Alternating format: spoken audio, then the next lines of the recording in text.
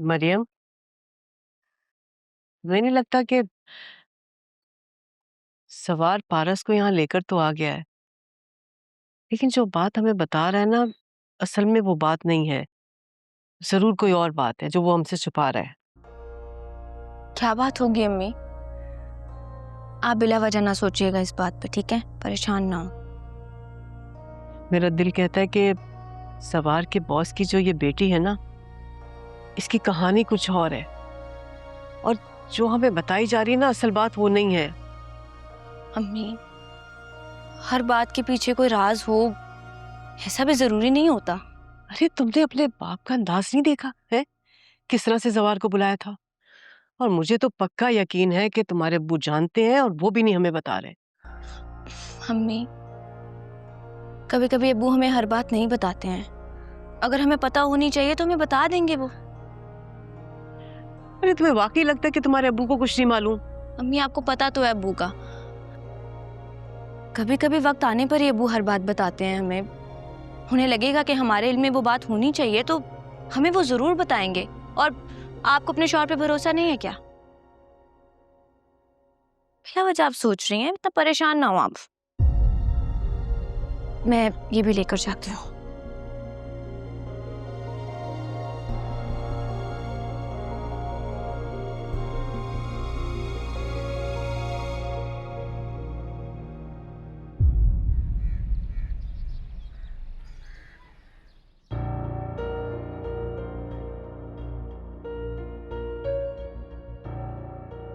Sir, आप क्यों परेशान हैं?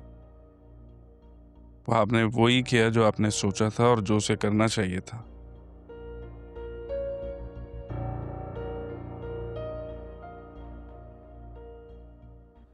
सिकंदर, जैसा मैंने चाहा था, जो मैंने कहा वही हुआ।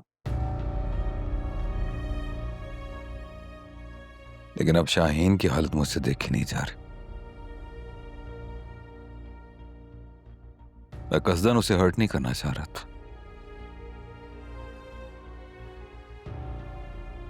लेकिन मैं ये भी जानता हूं कि वो मुझसे कोई खास मुखलिस नहीं है। सर, आस्तीन के सांप सारी जिंदगी आस्तीन में नहीं पलते। कभी कभार गिरबान से निकलकर डस भी लेते हैं और इसलिए उन्हें बर वक्त कुचल देना चाहिए। आपने जो कुछ किया खुद को महफूज करने के लिए किया। शाहीन बीबी इनडायरेक्टली हर्ट हुई है, आपका कोई कसूर नहीं है सर। मुझे अपनी जान की कोई परवाह नहीं है। ये जो प्रॉपर्टी का काम हम करते हैं ना, इसमें दुश्मनियां होती रहती हैं। कोई सामने से वार करे मुझे डर नहीं लगता, बिल्कुल नहीं डरता मैं। अगर नदीम खुलकर वहाब के साथ सामने आकर मेरी मुखालफत करता ना, यकीन मानो मैं उसे खुद वेलकम करता।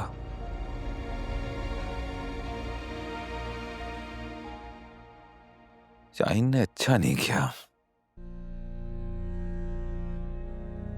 मेरी बेटी को मेरी कमजोरी बनाकर मुझसे जो मांगती मैं उसको दे देता, लेकिन ये अच्छा नहीं किया। जानते हो सिकंदर, अपनों की बेवफाई आपको कमजोर कर देती है। सर, आप क्यों दुखी हो रहे हैं सर? शाहीन बीबी के लिए इतना इनाम काफी है कि आपने आफ्ताब को बख्श दिया है और बाकी सबको वही मिला जिसके वो हकदार थे। आपको क्या लगता है सर, नदीम यहीं पर बस करने वाला था?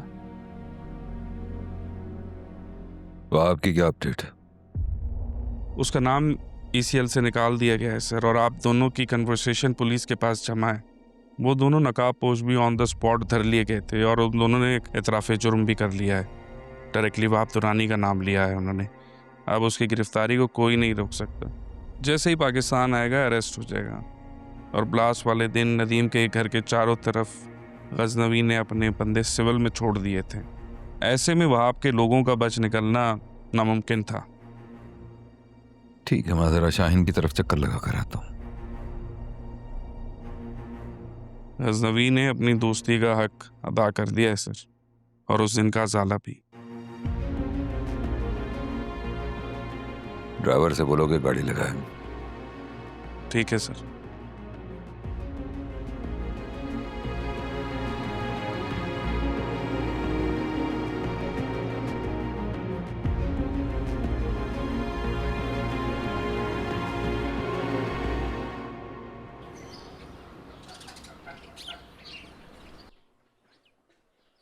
कीड़ा लगने की वजह से फसल कम निकली थी इस बार।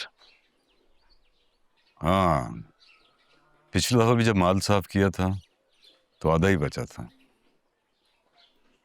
हर चीज ध्यान मांगती है बेटा।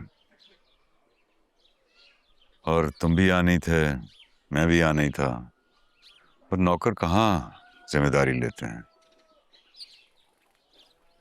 एक जिम्मेदार के लिए उसकी फसल खराब हो जाए, ये बहुत दुख की बात है।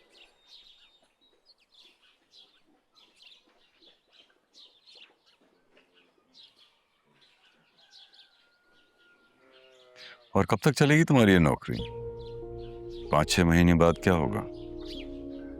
दरअसल मैं जानना चाहता हूँ तुम अपने मालिक का ये एहसान किस तरह उतारोगे, ये उधार जो है, जो उसने तुम्हारे बाप के इलाज के लिए इतने सारे रुपए दिए। एक बार उनकी बेटी मुल्क से बाहर बाहिफाजत पहुंच जाए, उसके बाद वो भी यहाँ से अपना बिजनेस वाइंड अप करके उसके साथ शिफ्ट हो जाएंगे। तो ऐसा भी क्यों नहीं किया जा रहा? ये 5-6 महीने का इंतजार क्यों?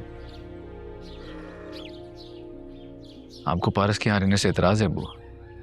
मैंने अब्दुल को जबान दी है बेटा, और इस उम्र में तुम्हारी वजह से बेइज्जत नहीं होना चाहता। ये लड़की जो है, ये बॉस की बेटी है ना तुम्हारे लिए। और क्या होगी अब्बू? तो रेशम के बारे में जवाब देने पर देर क्यों लगाई फिर?